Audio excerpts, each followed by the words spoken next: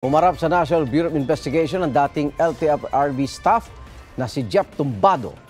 Paglilinaw niya, nasa lower level daw ang Land Transportation Franchising and Regulatory Board ang umano'y korupsyon. May unang balita si John Consulta. Dumating sa tanggapan ng Anti-Graft Division ng NBI si Jeff Tumbado.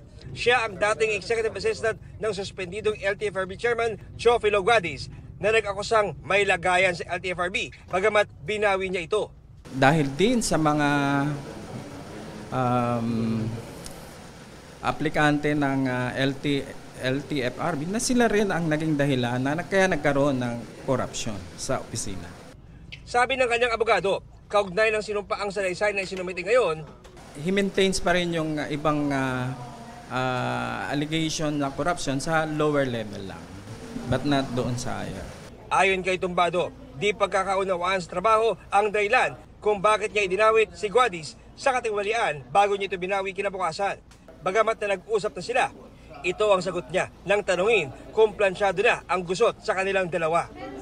Pag natapos na lahat, pati kasama yung mga hearings, doon pa lang natin masasabi kung talagang wala na kaming issue, dalawa. Definitely meron pa. Ito ang unang balita. John Consulta para sa GMA Integrated News. Igan, mauna ka sa mga balita. Mag-subscribe sa GMA Integrated News sa YouTube. Sa mga kapuso abroad, subaybayan nyo kami sa GMA Pinoy TV at sa www.gmanews.tv.